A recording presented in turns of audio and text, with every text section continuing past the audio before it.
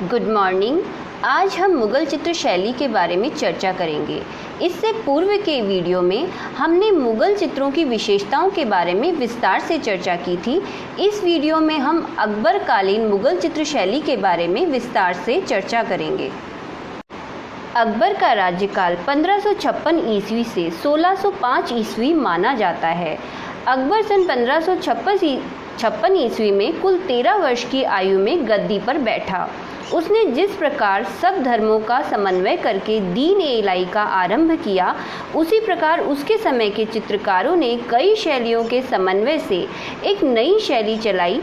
वैसे तो चित्रकला के प्रति अकबर की रुचि आरंभ से ही थी, पर राज्यारोहण के उपरांत लगभग 1570 ईस्वी से उसने विशाल पैमाने पर चित्र बनवाना आरंभ कर दिया था। अबुल फजल ने आईने अकबरी में चित्रकला के विषय में बहुत कुछ लिखा है। उसके अनुसार अकबर के दरबार में 100 से अधिक ऐसे चित्रकार थे जो विश्व भर के श्रेष्ठ चित्रकारों से टक्कर ले सकते थे।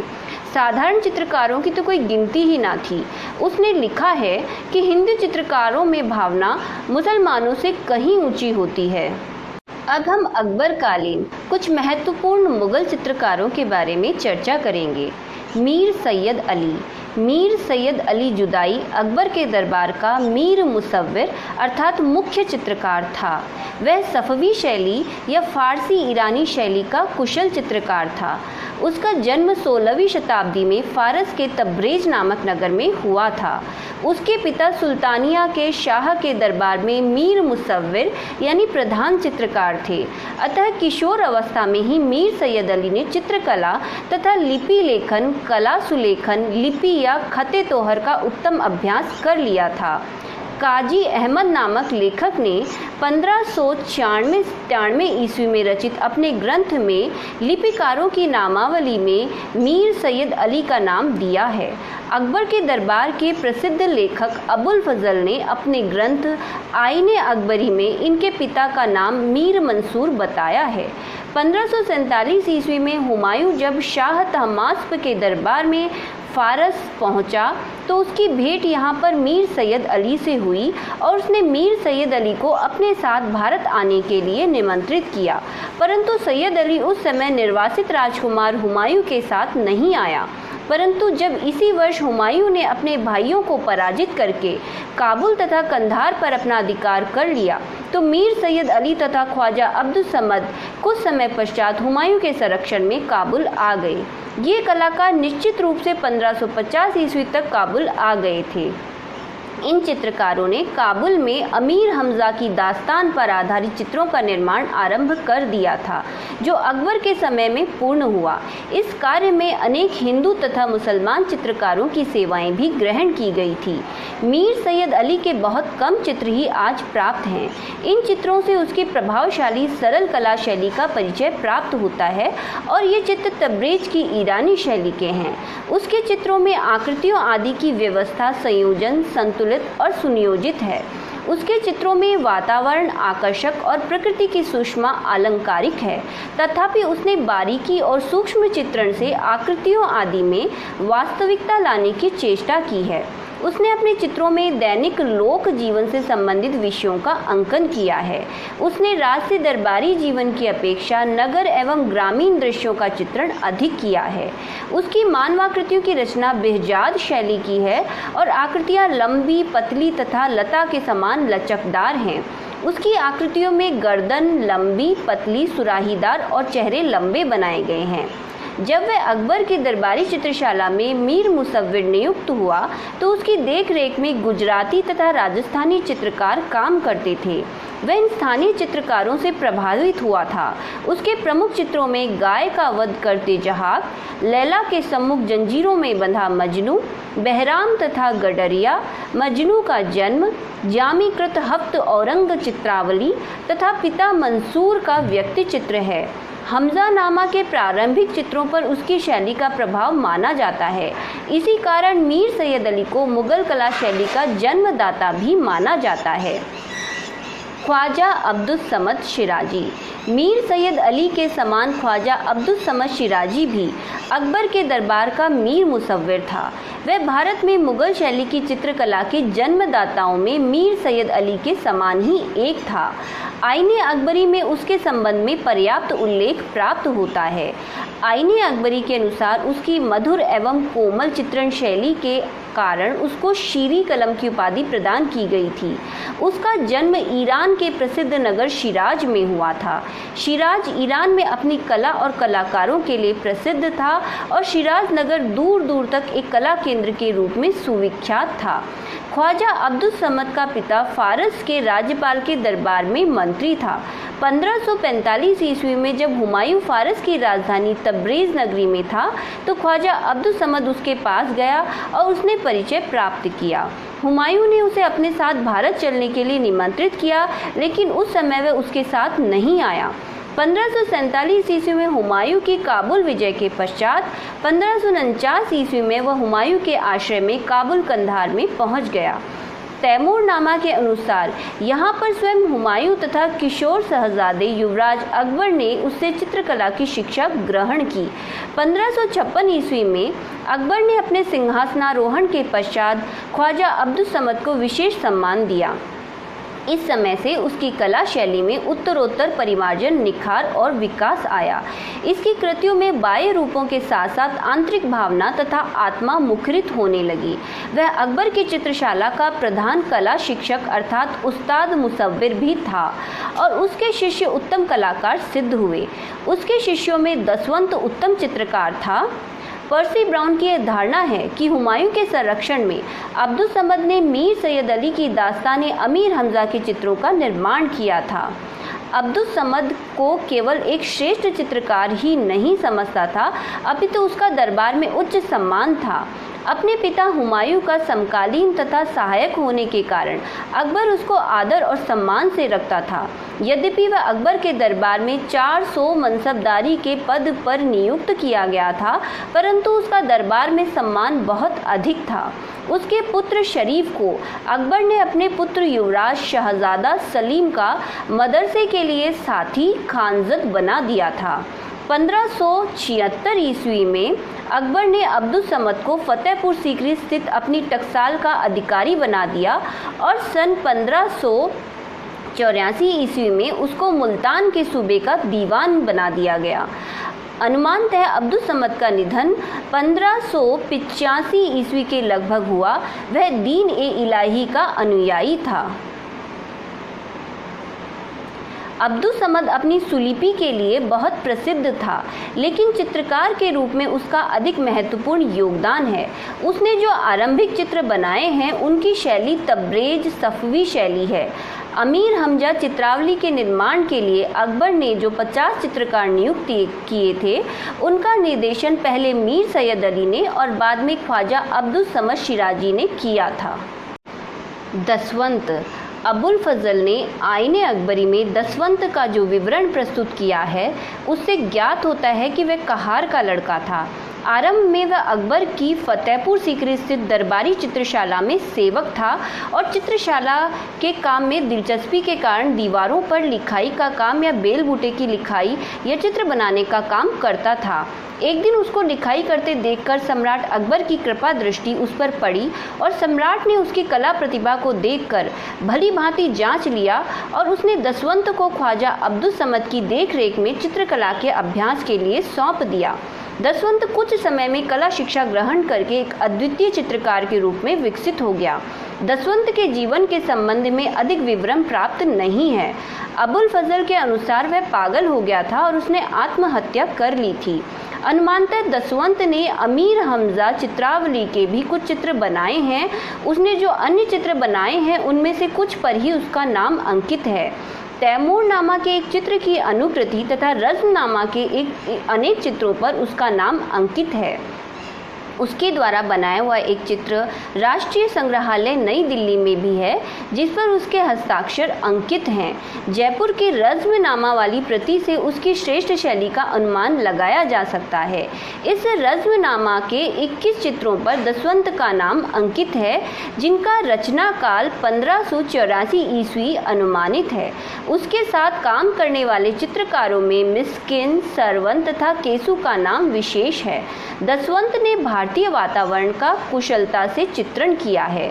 उसने भारतीय देवी देवताओं का चित्रण सुंदरता से किया है। यह देव आकृतियां चित्र के अधिकांश भाग पर अपना महत्व तथा प्रभुत्व स्थापित किए हुए प्रतीत होती हैं। उसने भयंकर राक्षसी आकृतियां बड़ी आतंकपूर्ण और विचित्र बनाई है। उसने पौराणिक कथानकों के चित्रण में विशेष रुचि दर्शाई है। उसकी आकृतियों के चित्रण में परिप्रेक्ष्य तथा दूरी का आभास होता है। उसके चित्रों में केंद्रीय आकृति के उचित संयोजन से संतुलन स्थापित किया गया है। उसके चित्रों में हिंदू परंपराओं की प्रबलता के साथ साथ यूरोपीय कला तथा आकृति निर्माण का प्रभाव भी है। बसावन। अकबर के दरबारी चित्रकारों में बसावन एक कुशल चित्रकार था और उसको दरबार में अपनी कला प्रतिभा दर्शाने के कारण उचित महत्व तथा सम्मान प्राप्त था। उसने लगभग 100 से अधिक सुंदर तथा उत्कृष्ट चित्रों की रचना की, परंतु खेद है कि उसके जीवन के संबंध में विशेष जानकारी नहीं प्राप्त होती। वह हिंदू था, अतः उसने हिंदू जीवन के अपने चित्रों में झांकी प्रस्तुत की है। उसने मीर सैयद अली तथा ख्वाजा अब्दुल समद की देखरेख में मुगल शैली की शिक्षा ग्रहण की। अबुल फजल ने आईने अकबरी में दसवंत के परिचय के पश्चात बसावन का उल्लेख करते हुए बसावन की बड़ी तारीफ की है। इन दोनों चित्रकारों ने तैमूर नामा तथा रज़्मनामा के चित्रों का निर्माण किया है। बसावन का पुत्र मनोहर जहांगीर के दरबार में मुगल शैली का प्रसिद्ध चित्रकार था।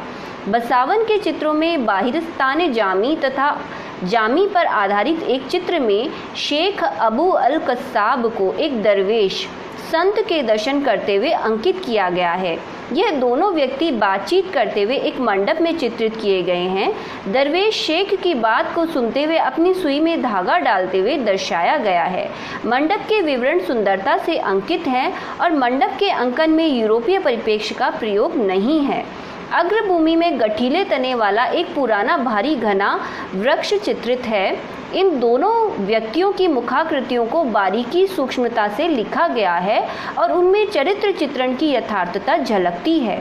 आकृतियों की मुद्राएं तथा भंगिमाएं भावपूर्ण तथा स्वाभाविक हैं। उसकी आकृतियों में वस्त्रों की बनावट पर यूरोपीय कला का प्रभाव है और आकृतियों में गठनशीलता तथा छाया प्रकाश का प्रयोग उत्तम है। उसने लगभग 40 वर्ष तक चित्र निर्माण किया और बड़ी संख्या में चित्र बनाए। उसके साथी सहायक कलाकारों में भीम गुजराती तथा मिस्किन चित्रकार थे। अबुल फजल के अनुसार बसावन के चित्र में पृष्ठभूमि निर्माण, मुखाकृति की चारित्रिक विशेषताओं का चित्रण तथा रंगों का सम्मिश्रण यथारूप किया गया है। इन 4 प्रमुख चित्रकारों के अतिरिक्त कुछ अन्य चित्रकारों के नाम भी ज्ञात हैं जो अकबर की चित्रशाला में कार्य करते थे। ये हैं केसु, लाल, मुकुंद, मिस्किन, फारूक, कलमार्क, माधो, जगन, महेश, खेमकरण, तारा, सांवला, हरबंश, राम, जगन्नाथ, धर्मदास, भीम गुजराती, शंकर, लक्ष्मण और अनंत आदि। इन चित्रकारों में हिंदुओं के भी नाम हैं और मुसलमानों के भी। इन सब चित्रकारों ने एक समन्वित शैली को जन्म दिया जिसे मुगल शैली कहते हैं। अकबरकालीन मुगल शैली में ईरानी, कश्मीरी तथा राजस्थानी इन 3 प्रधान शैलियों का समन्वय पाया जाता है। इसके अतिरिक्त कहीं कहीं यूरोपीय तथा चीनी प्रभाव भी परिलक्षित होता है। अकबर के राजभवन में अनेक ईसाई कथाओं के चित्र अंकित थे। इसी प्रकार वहाँ के कुछ बौद्ध धर्म संबंधी चित्रों का पता लगा है जो चीनी चित्रकारों के बनाए कहे जाते हैं। स्वयं ईरानी कला पर भी मंगोल शासनकाल में चीनी प्रभाव पड़ा था। अतः मुगल शैली में यूरोपीय तथा चीनी प्रभाव होना कोई आश्चर्य की बात नहीं है। अकबरकालीन चित्रों की कुछ प्रमुख विशेषताएं इस प्रकार हैं। यहाँ रंग बहुत चमकदार हैं। चमकदार रंगों में सिंदूरी, पीला, नीला, लाल, गुलाबी तथा हरे रंगों का प्रयोग और बिना चमकदार रंगों में गेरू, हिरौंजी, रामरज, नीला, काला तथा हरे रंगों का प्रयोग हुआ है। रेखाओं में भारतीय गोलाई है। एक चश्म चेहरों का अधिक अंकन हुआ है और वस्त्रों का अंकन स्वाभाविक है। भारतीय वास्तु का अंकन हुआ है। ईरानी, कश्मीरी तथा राजस्थानी शैली की विशेषताओं का सुंदर प्रयोग हुआ है। अधिकांश चित्रकार हिंदू थे। प्रायः सभी चित्र 3 चित्रकारों के सहयोग से बने हैं। एक ने टिपाई, दूसरे ने फ्लैट कलर यानी रंगामेजी और तीसरे ने खुलाई यानी फिनिशिंग की है। चित्र आलंकारिक न होकर घटनात्मक हैं। चित्रों में आवश्यकतानुसार भीड़ भाड़ भी मिलती है। ईरानी शैली जैसी एकांतता नहीं है। विषय शैली, संस्कृति, विचारधारा सभी में एकता की भावना पाई जाती है। हम अकबरकालीन कुछ प्रमुख चित्रित ग्रंथों के बारे में चर्चा करेंगे। अभारतीय कथाओं के चित्रों में हमजानामा का नाम प्रमुख है। इस ग्रंथ में मोहम्मद साहब के समकालीन अमीर हमजा की कहानी है, जो पहले तो हजरत के विरोधी थे, बाद में उनके अनुयायी हो गए एवं उन्होंने इस्लाम के प्रचारार्थ अनेक वीरतापूर्ण एवं साहसपूर्ण कार्य किए। बाद में अनेक रोमानी बातें भी इसमें जोड़ दी गई। यह वह ग्रंथ है जिसके कुछ प्रेम कथा विषयक चित्र हुमायूं के समय के बनवाए बताए जाते हैं, लेकिन श्री राय कृष्णदास के मतानुसार इसे पूर्णतया अकबर ने ही चित्रित कराया था। अकबर का दरबारी बदायूनी व 18वीं शती की पुस्तक मासिर उल उमरा के अनुसार अकबर को दास्तान अमीर हमजा जैसे किस्से सुनने की बड़ी रुचि थी तथा उसकी प्रमुख घटनाओं को चित्रित भी कराता था। इस कार्य को अकबर ने 50 से ऊपर चित्रकारों से पहले तो मीर सैयद अली के, तत्पश्चात ख्वाजा अब्दुल समद के निरीक्षण में 15 वर्षों में पूर्ण कराया। अकबरकालीन हमजा वाले चित्र ईरानी शैली से भिन्न हैं, जिनमें ईरानी विषय वस्तु होने पर भी अकबर की अंतरात्मा, सुलहकुल व भारतीयानुगत विचारधारा से प्रभावित चित्रकारों ने भारतीय व ईरानी शैलियों को सम्मिश्रण के रूप में प्रस्तुत किया। वर्तमान में प्राय 150 चित्र प्राप्त हैं, जो गुलूक ने संग्रहित कर 1925 में वेना से छपाया था। भारत में 6 चित्र उपलब्ध हैं, 2 भारत कला भवन बनारस में, 2 बम्बई में, एक हैदराबाद में, एक बड़ौदा संग्रहालय में। विदेशों में इंडस्ट्रियल आर्ट म्यूजियम लंदन इन चित्रों के संग्रह के लिए विशेष प्रसिद्ध है। इस प्रकार से भारतीय कथाओं के चित्रण में दरबार अकबर ने विशेष रुचि ली। बाद में शाहनामा को भी चित्रित कराया। दीवाने हाफिज, इसकी एक प्रति रामपुर के रजा पोथी खाने में है। यह हाफिज शिराजी की शेर शायरी की पुस्तक है, जो अकबर काल में चित्रित हुई। दूसरी प्रतियां ब्रिटिश संग्रहालय व चेस्टर बेटी पुस्तकालय में हैं। इस ग्रंथ में बड़ी बड़ी समस्याओं का निदान है। यथा एक शहजादी का हार चोरी चला गया तो रात में ही दीवानी हाफिज को खोला गया तथा शहजादी ने अपनी अंगुली आंख मींचकर एक शेर पर रख दी। तभी दासी को बुलाया कि मोमबत्ती लाओ। शेर पढ़ा गया, चोर भी कैसा है शमा को उठाए है। हार इसी दासी ने चुराया था। चित्र प्रारंभिक अकबरी शैली के हैं। भारतीय कथाओं के चित्रों में अनवार सुहेली का नाम आता है। यह ग्रंथ भारतीय पंचतंत्र का ईरानी संस्करण है। इसी पंचतंत्र का एक अरबी नाम कलिला दमना है, जो पंचतंत्र के 2 श्रृंगारों गीदड़, कर्टक और दमनक के नामों के आधार पर शीर्षक प्राप्त कर सका। इस ग्रंथ की अकबर ने कई प्रतियां चित्रित करवाईं। इसकी एक 1570 वाली प्रति school of oriental studies London में है। लाहौर में बनी 1595 वाली एक दूसरी प्रति भारत कला भवन बनारस में है। अकबर ने ही पशु पक्षियों के किस्से कहानी वाले ग्रंथ का एक अन्य अनुवाद अबुल फजल से कलिला दमना के आधार पर करवाया, जो अयार दानिश नाम से विख्यात है और इसे 1588 में पूर्ण हुआ बताया जाता है। इसकी प्रति चेस्टर बेटी संग्रहालय डबलिन में है। इसकी एक अन्य प्रति रजा लाइब्रेरी रामपुर में बनाई बताई जाती है। भारत कला भवन वाली प्रति के चित्रों में वृक्षों की विविधता, जानवरों को स्वच्छंद गति तथा वास्तु व ऊपर उठते पर्वत श्रृंगों से आलेख्य स्थान का विभाजन बहुत सुंदर हो गया है तथा मानवाकृतियों के मध्य एक मानसिक व नैसर्गिक संबंध बनता लगता है जो ईरानी चित्रों में नहीं है। वहाँ शुष्क अंतराल में आकृतियाँ मात्र बनी हैं। चित्रों में हमजा वाली शैली अधिक पुष्ट रूप से प्रकट हुई है। अब चित्रों में स्वाभाविकता की ओर आकर्षण बढ़ने लगा था। यहाँ चाकदार की जगह घेरदार जामे मिलते हैं। रज़्मनामा। अब्दुल कादर बदाऊनी अकबर दरबार का संस्कृत का प्रसिद्ध विद्वान था। अरबी फारसी भाषाओं का बहुत बड़ा ज्ञाता था। महाभारत का फारसी अनुवाद रज़्मनामा के नाम से इसी विद्वान ने किया। अकबर का भारतीय आत्मा से लगाव का यह प्रबल उदाहरण है। यह कार्य 1582 से लेकर 1589 तक चला तथा इसकी 3 बड़ी सचित्र जिल्दें तैयार कराई गई। इसके लिए करीब 50 चित्रकारों ने दिन रात परिश्रम किया। उस समय इस कार्य पर 4 लाख रुपए खर्च हुए थे। चित्रों में भारतीय प्रभाव जम चुका था और ईरानी प्रभाव का लगाव छूटता जा रहा था। कर्नल हेनले ने अपनी एक पुस्तक में इसके 148 चित्र छापे थे। इस ग्रंथ के चित्रण कार्य के बीच में ही दसवंत चितेरा पागल हो गया था और उसने आत्महत्या कर ली थी। बसावन, लाल, तुलसी व मिस्किन आदि चितेरों ने इस ग्रंथ को चित्रित किया। यह संतोष की बात है कि यह पुस्तक नादिर शाही लूट का शिकार न हो सकी, क्योंकि लूट से 1 वर्ष पहले ही मोहम्मद शाह ने इसे जयपुर के सवाई जयसी को भेंट कर दी थी। अब यह जयपुर के सवाई मानसिंह द्वितीय संग्रहालय में संग्रहित है। रामायण।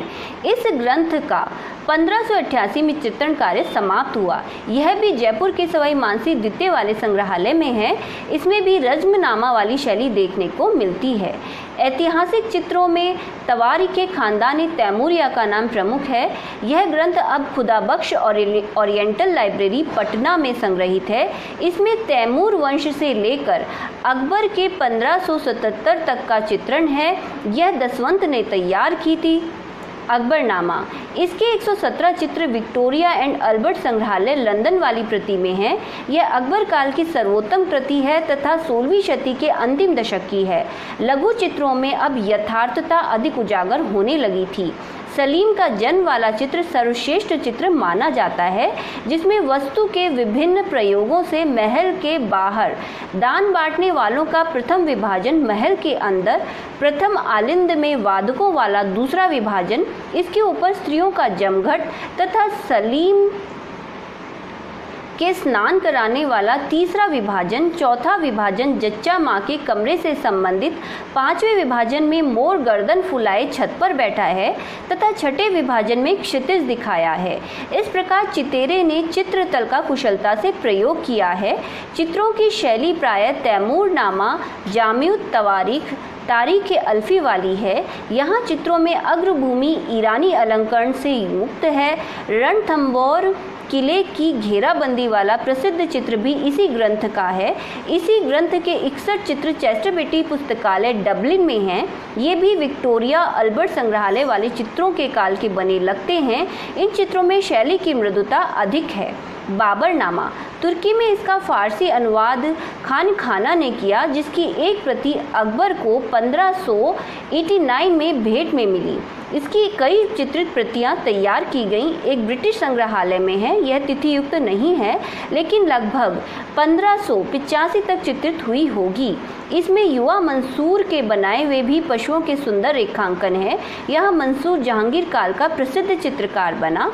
इस ग्रंथ की दूसरी प्रति राष्ट्रीय संग्रहालय नई दिल्ली में है, जो आगरा कॉलेज आगरा से प्राप्त की गई है। इसके एक चित्रित पृष्ठ पर 1597 वर्ष अंकित है। तीसरी प्रति मोरक्को के ओरिएंटल कल्चर संग्रहालय में है, लेकिन यह मूल रूप में न होकर चिपके रूप में संग्रहित है। ये सभी 1600 के आसपास के बने लगते हैं। राष्ट्रीय संग्रहालय वाली प्रति 48 कलाकारों के नाम दिए हैं, लेकिन सावन, दौलत व लाल के नाम नहीं है। चित्रों में पृष्ठभूमि यहाँ सादी बनी है। व्यक्ति चित्र, शबीह चित्र। अकबर ने अपनी कई शबीह लगवाई। उमराओं आदि के भी उसने अनेक व्यक्ति चित्र बनवाए। हमजानामा में देवियों की छवियों को चित्रित करवाया था। तारीख़-ए-ख़ानदानी तैमूरिया, ज़फ़रनामा, अकबरनामा, बाबरनामा आदि ग्रंथों में व्यक्ति चित्रों शबीहों की भरमार है। अकबर ने अपने बाल्यकाल में हेमू का व्यक्ति चित्र स्मृति से बनाया था। यूं तो अपभ्रंश के बाद नानक, हित, हरिवंश, बल्बाचार्य, बाज बहादुर, रूपमती आदि के व्यक्ति चित्र बनने लगे थे, लेकिन बाह्य रूप का बारीकी से अंकन, रंगों का सुनहलापन तथा भावपूर्ण चेहरे अकबरकालीन व्यक्ति चित्रों की विशेषता है। अबुल फजल लिखता है, सम्राट स्वयं अपना व्यक्ति चित्र शबीह बनवाने के लिए बैठे और उन्होंने हुक्म दिया कि साम्राज्य के सभी सरदारों, उमराव, मनसबदारों की शबीह बनाई जाए। एक बड़ी विशाल एल्बम पोथी इस प्रकार बन गई। जिनका देहांत हो गया है वे इन चित्रों के माध्यम से पुनर्जीवित हो गए और जो अभी जीवित हैं वे अमर हो गए। सामाजिक चित्र भी इस समय बनाए गए। अकबर काल में बने चित्रों में अनेक ऐसे चित्र भी हैं जो उस समय के सामाजिक जीवन की झांकी प्रस्तुत करते हैं। प्याऊ, पनघट, ऋषि मुनियों का जीवन, किसान, गरीबों की झोंपड़ी, उत्सव आदि चित्रों में मुखरित हुए हैं, जिससे उस समय के खान पान, सिंचाई व्यवस्था, कृषि कार्यों, जल व्यवस्था तथा रहन सहन के ढंग का पता चलता है। अकबर काल के अन्य प्रसिद्ध चित्रित ग्रंथों में गुलिस्तां, अजायब उल मखलूकात, तारीख़-ए-रसीदी, दराबनामा, ज़फ़रनामा, बहारिस्तान जामी, नल दमन, तारीख़-ए-अल्फ़ी, जोग बहिस्ते, नफ़ाउत उल उन्स आदि की अनेक सचित्र कृतियाँ बताई जाती हैं। राय कृष्णदास जी के मतानुसार अकबर काल में लगभग 20,000 चित्र बने। छिन्न चित्रों में राजा पृथु वाला चित्र, जो भारत कला भवन बनारस संग्रहालय में है, बड़ा महत्वपूर्ण चित्र है। ये सभी ग्रंथ दिल्ली, आगरा, फतेहपुर सीकरी और लाहौर में अकबरी पोथी खाने की शोभा थे, लेकिन विदेशी आक्रमणों तथा मुगल शहंशाहों की लापरवाही से अधिकांश ग्रंथ काल क्वलित हो गए। अकबर में कला प्रेम अपने पूर्वजों से बहुत अधिक था। अबुल फजल ने आईने अकबरी में लिखा है कि अकबर ने किशोरावस्था से ही चित्रकला का अभ्यास किया था। सम्राट होने के कुछ समय बाद ही उसने विशाल पैमाने पर चित्र बनवाना आरंभ कर दिया था। उसने एक चित्रशाला स्थापित की थी, जिसका प्रबंधकर्ता दरोगा कहलाता था। प्रति सप्ताह वह चित्रकारों का काम देखता था और श्रेष्ठ कृतियों को पुरस्कृत करता था। अकबर उन लोगों को अच्छा नहीं समझता था जो चित्रकला से नफरत करते थे। उसका विचार था कि ईश्वर को पहचानने के लिए चित्रकला एक अनोखा मार्ग है। जब चित्रकार किसी सजीव वस्तु की आकृति का चित्रण करता है और अंग प्रत्यंग का चित्रण करने के बाद भी उनमें जान नहीं डाल सकता, तो उसका ध्यान ईश्वर की ओर जाता है, जो जीवन का एकमात्र दाता है।